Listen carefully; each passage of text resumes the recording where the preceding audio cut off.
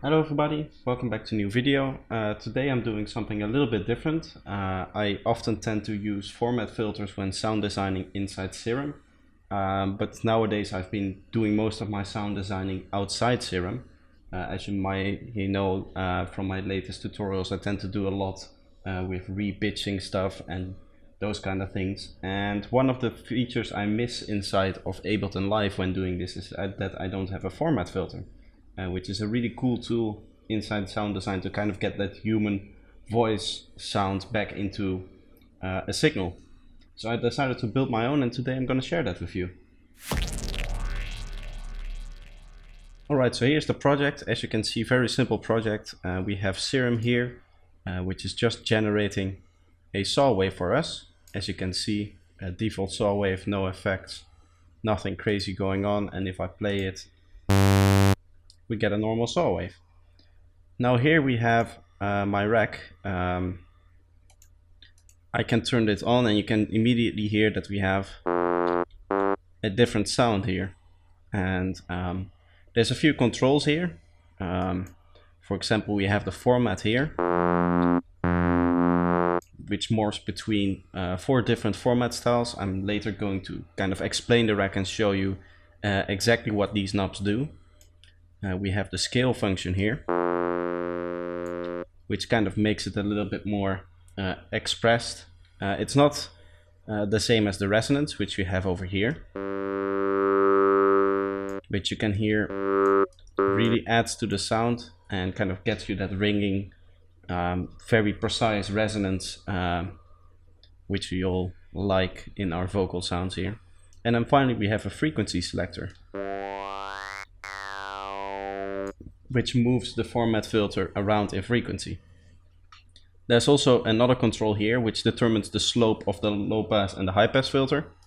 So currently it's set at 12 dB, 12 dB per octave, which is the measurement, and you can morph between the 12 dB variant and the 48 dB variant.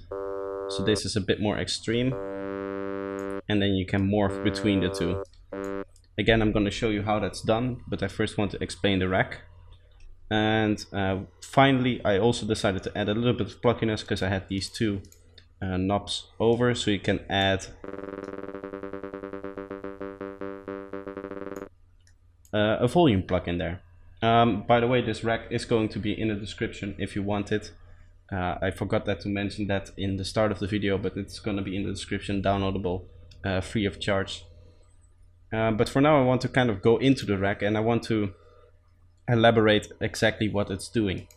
So if we open it up, we can see the two chains here, the two main chains. We have one empty one and we have one with another effect track and an auto pan. Now this auto pan is used to give us this plucky effect here. What we've done is we set the phase to 0 so that it no longer functions as an auto panning thing between the left and the right, but both channels are doing the same thing. Therefore it's basically a volume automator, I would say. The bulk of the format filtering is actually happening inside this rack. So here, as you can see, we have our 12 dB per octave version and our 48 dB per octave version. And the difference between those is that, again, here we're using the ×4 filter, which is 48 dB per octave. And we have the normal filters here, which are 12 dB per octave. And as you can see inside this rack, each channel has its own rack, which is the actual format effect, again with different filters here. And here's where the majority of the sound comes from. So if you go into the chain, as you can see, we're kind of cross-fading roughly between the 4 different filter types here. So we start with an A format, then an E, then an OA, and then an I. I kind of just selected those 4 from the presets which you have over here. If you go to audio effects into the EQ8, you can go into this format folder, and I selected the format A, format E, format OA, and then the format I here. So those are the 4 vocal types or format types that I wanted to use in this case. You can replace them if you want to with different ones. Let's say you want to use this W, which I don't know how it sounds like, or this U, or any other version of these. Maybe you want some of these here. You can do that. There is a little bit of mapping involved and stuff like that. If you now open up the mapping panel for this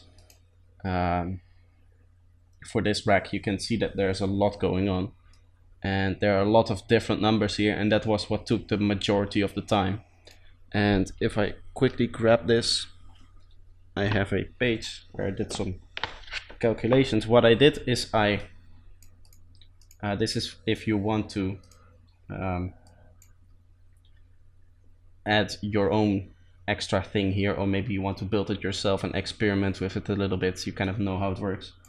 What I did is I had a page here, as you can see. I don't know how well it shows up on camera, but there are all these numbers on this page. And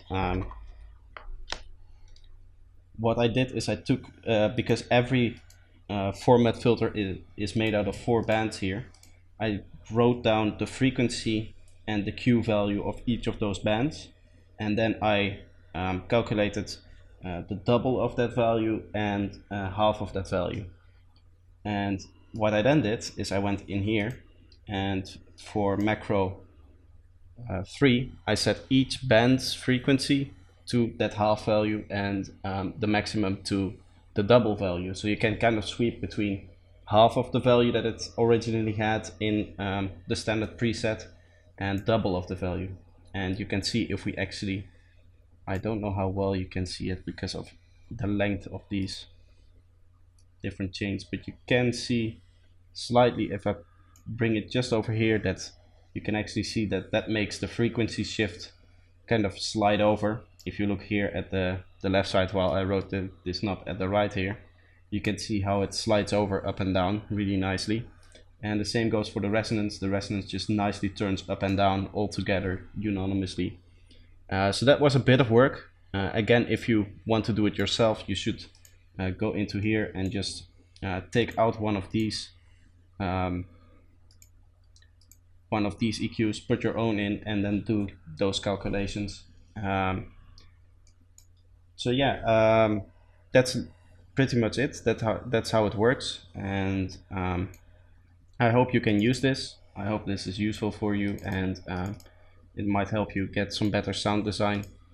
And again, there's a link in the description if you want it. It's a little bit of a shorter video, not really showing off any sounds, but I thought it would be interesting to kind of show you how you can come up with these racks and some cool things you can do with the Ableton rack effect. And I hope to do more in the future. I'm already working on some different ideas which we can use in these racks. And if you're interested in that, let me know by leaving a like, and I'll get to work on that. Of course, if you want more of that stuff, feel free to subscribe, because that always helps. And I hope to see you next time. Bye bye.